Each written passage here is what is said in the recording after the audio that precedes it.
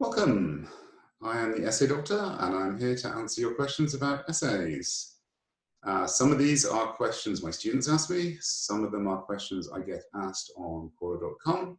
And if you would like to ask a question, just leave a comment here and I'll see if I can answer it. So before we get on to our very first question, a little bit about me. My real name is Robin Turner. For the last few decades, I've been teaching academic English at Bilkent, which is a university in Turkey. And at the moment, of course, because of coronavirus, I'm doing all my teaching online. And so I thought, well, since I'm online anyway, I may as well share this with the whole world and not just with my students. So without further ado, our first question. This is the question I see a lot on Quora. And also my students obviously want the answer to this. And the question is, how can I get better grades for my essays? There are so many factors here, it's very hard to give a definite answer, particularly since the main variable is actually the person who is going to be grading the essays. And I can't tell you anything about that unless that person is me, of course. So the first thing you have to do really is get to know your teacher. What does this man or woman like in an essay? What do they hate in an essay? And of course, read their instructions really, really carefully.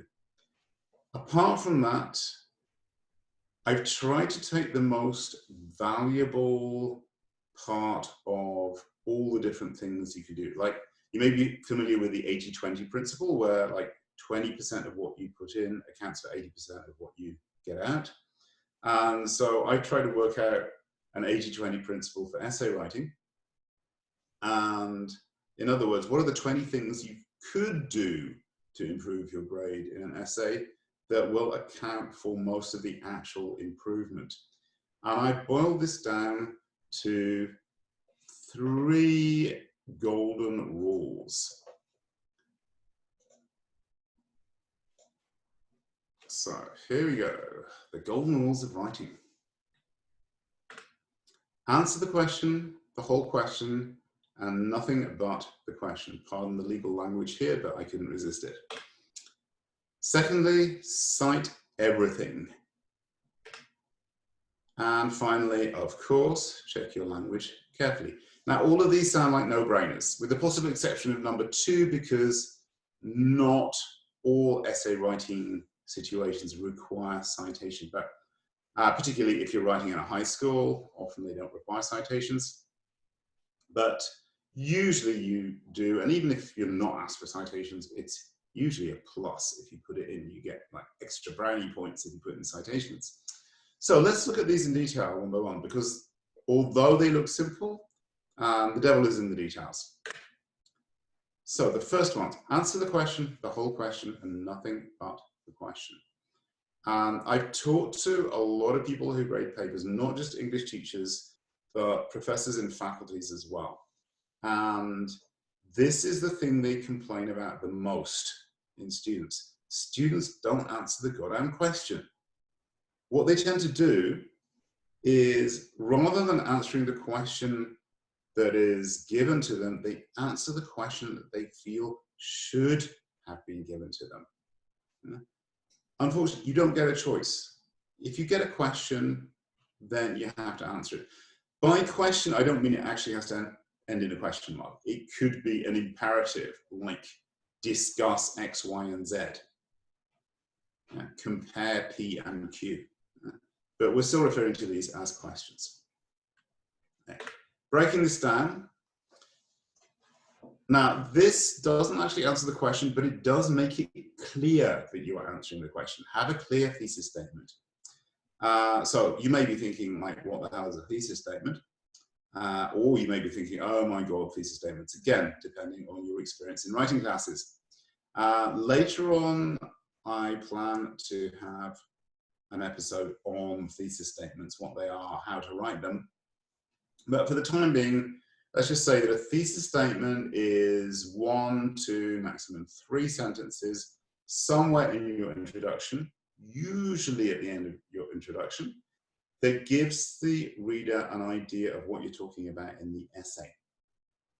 So either it answers the question, as in like, I shall argue that blah, blah, blah, or it tells the reader how you're going to answer the question. So I shall compare P and Q. Now, this makes the reader's job much easier. Is it compulsory in academic writing? Well, no, not in real academic writing. I've read plenty of academic journal articles where I couldn't point to one or two or even three sentences and say, oh, that's a thesis statement. But they're very, very common. And in writing classes, whether that's like high school English or freshman composition, the teacher will really be looking for a thesis statement, so make it easy for them to find. State the answer clearly in the conclusion. Well, you might think, well, that's kind of obvious, but it's amazing how many students don't do this. They have something that looks like a conclusion, but it doesn't really conclude anything. So things like, when we compare X and Y, we can see some similarities and some differences. Well, of course, you compare any two things and you can see some similarities and you can see some differences. I can compare me to this water bottle. There are some similarities. Yeah, we both occupy 3 dimensions. We are both in Ankara. And the differences, of course, need not be mentioned. So if you get a question like compare X and Y, then you need to say what you find as a result of comparing them. Not just, there are similarities and differences. And this is particularly important if your thesis statement doesn't give your answer to the question. Like we've seen some thesis statements, they don't directly answer the question. They just say how you're going to answer the question. But if you do that, it's even more important to answer the question absolutely clearly in the conclusion. Make sure you do everything that is required. This is the whole question part. It's surprisingly easy to miss part of a question. So you do some of what the question asked you to do, but you don't do all of it. In fact, the very first exam that I failed in my life was because of this. It was actually a music theory exam. And there was one question which had like multiple parts. And I didn't realize that one of them was actually a part of the question. Basically, I was in a hurry because I wanted to meet my girlfriend, so I left the exam early. Don't do this. So basically, yeah, I found the exam. It may not be that basic, though. It could be to do with the meaning of the words in the question. So make sure you understand every word in the question. If it says something like evaluate, what does it mean to evaluate? Basically, to say how good something is, how effective it is, how suited it is for a particular purpose, or even like how damaging it is. Like, evaluate the effect of smoking on cancer. Okay, so make sure you understand the question and what the question requires you to do, and then make sure you do it, and make sure it's clear that you have done it. If there are 2 parts to a question, then the body of your essay is probably going to have 2 main parts. It might not have 2 paragraphs, but it will have paragraphs grouped into 2 main sections. There'll be more about paragraphs and sections in a different episode. And finally, don't include unnecessary or irrelevant material. Unnecessary material is often in the form of stating very obvious background information. So you need to make a guess at what the reader knows already and what they need to know in order to follow your argument. It's kind of an artificial thing in this case, because there may be, you might be writing for a kind of imaginary audience, particularly if it's like an English composition class. The teacher may also be asking you to demonstrate your knowledge of things that, of course, they know. Like if it's a history essay, then the chances are, yeah, your history teacher knows everything that you could possibly know about the subject and lots more. So a good rule of thumb then is to assume that your reader is a highly educated, highly intelligent, generally well-read person who is not necessarily a specialist in the topic that you are writing about. That's a good rule of thumb. And this means you do not include stuff that any reasonably intelligent, educated person will know. So if you're writing about the economics of China in the 1980s, don't start by saying China is a very big country with a long history. Anybody who could possibly be interested in reading an essay about this will know this. Yeah? Don't tell them that Karl Marx was German. Okay. The other thing you need to avoid is irrelevant material. This is stuff that you might find interesting, and it may actually be interesting, but it's outside the scope of the question.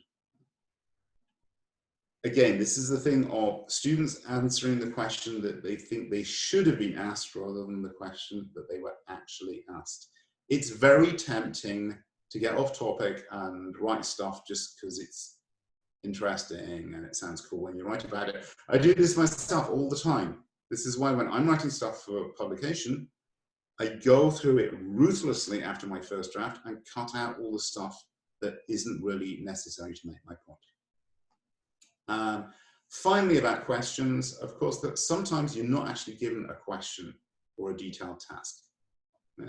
Particularly with term papers, your teacher may say, okay, go off and research a topic you're interested in and write a 2,000-word paper on it. That's fine. But in that case, you should have a question in your mind, what we sometimes call a research question.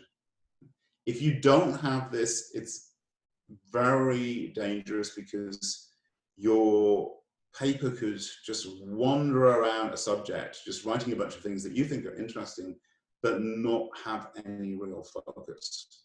So even if you're not given a question, think of the question you are trying to answer and apply the same things to it.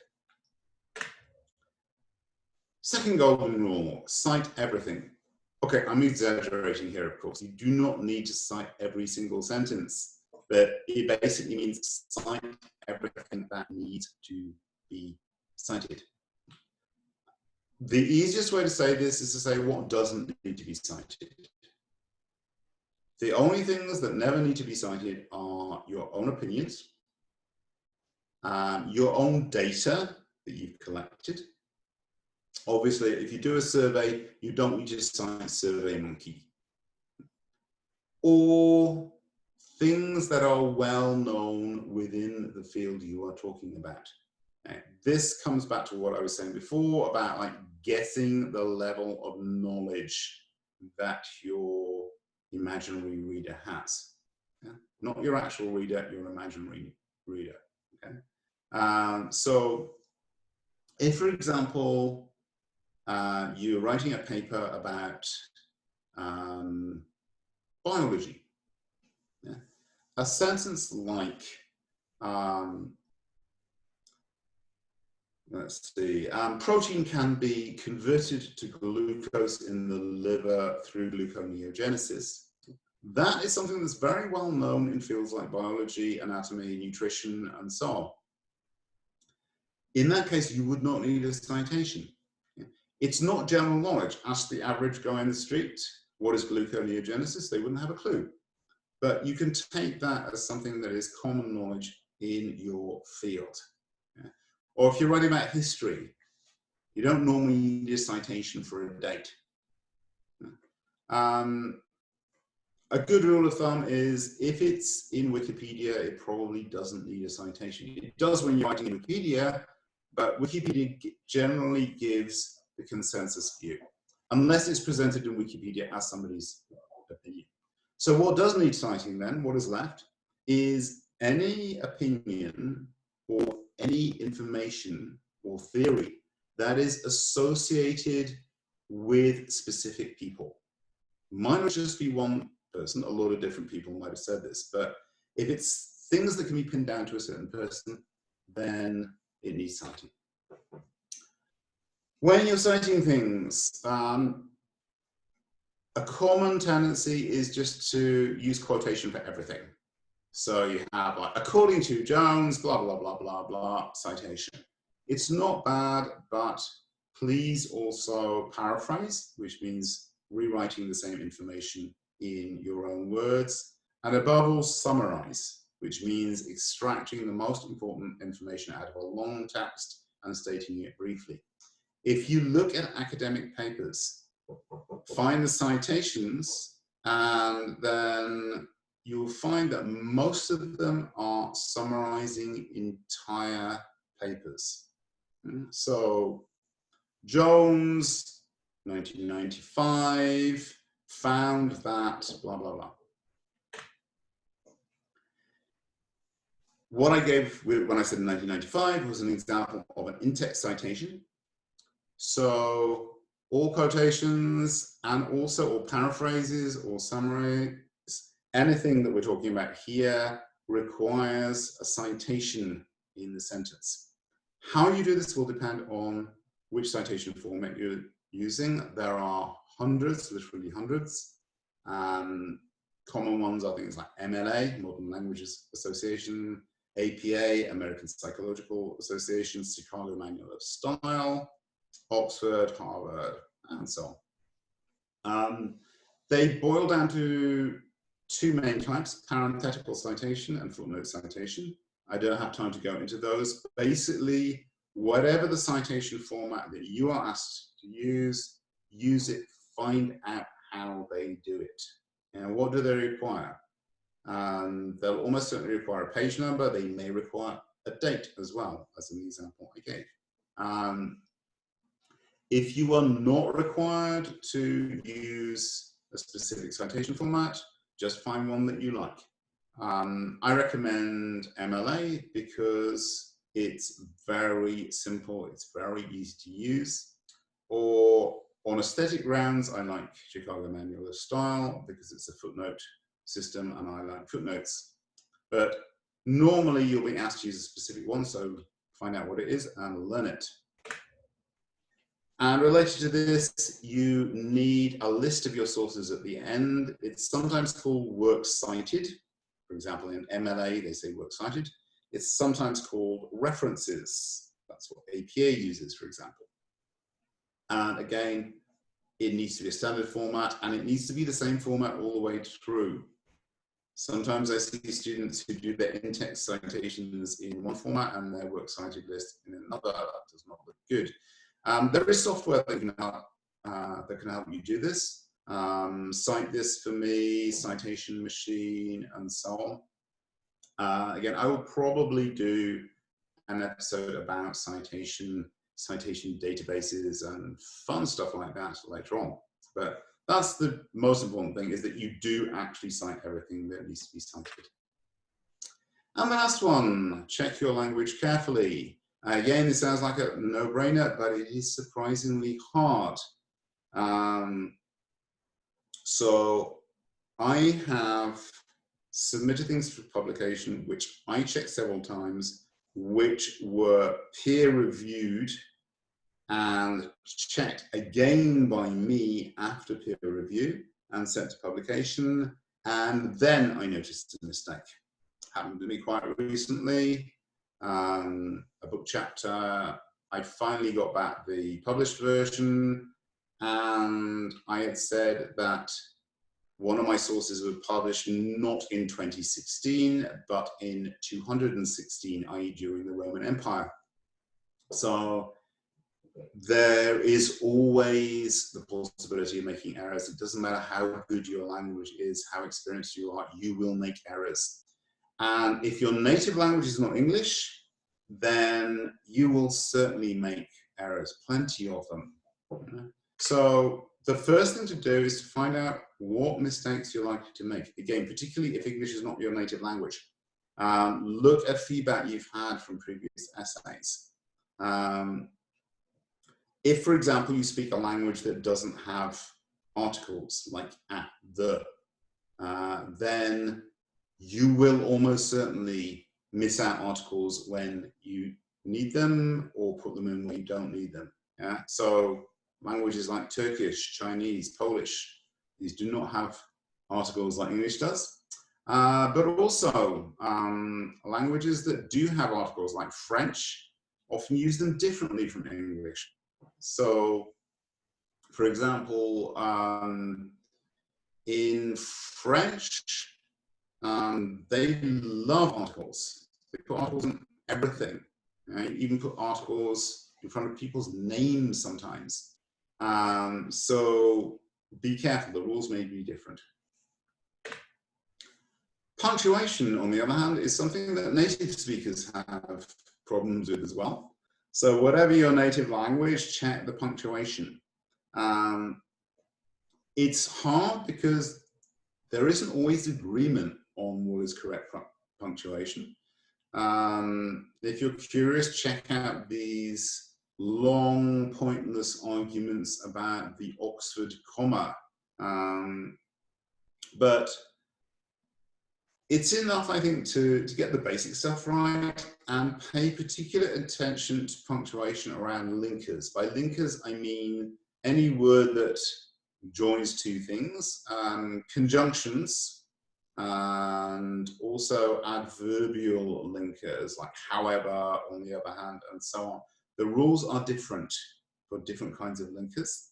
Again, I may do an episode on this. So check those a lot. Also check punctuation around citations. A very common mistake is to put the punctuation before the citation instead of after it for parenthetical citations. Okay, see if there are more academic alternatives to the words you're using. This is an easy way to improve the style of your writing. For example, expressions of quantity. So rather than a lot of, you could say many, a large number of, or numerous. So expressions of quantity tend to be very informal. So a lot of, a ton of, a shitload of, and so on. There are academic alternatives to these. Again, adjectives like good. Obviously, you have the very informal ones like cool, awesome. Look for an academic way to say cool. The academic alternatives are usually much more precise as well. So if you say something is good, do you mean it's effective? Do you mean it's efficient? Do you mean it's ethical? Do you mean it's moving, for example, if it's a piece of music or literature? So look around for words that are more precise than that. And most importantly, allow yourself time to do all this. Don't write your essay an hour before the deadline. Or if you're in an exam writing an essay, allow yourself like 10 to 15 minutes towards the end to check what you've written. So those are your 3 golden rules of writing. I hope you find them useful. If you did, as they always say, please like this, please subscribe. If this channel takes off, then I may get a decent microphone and camera so you enjoy better quality. And of course, tell your friends about it if you think it was useful. But for now, that's all from the Essay Doctor.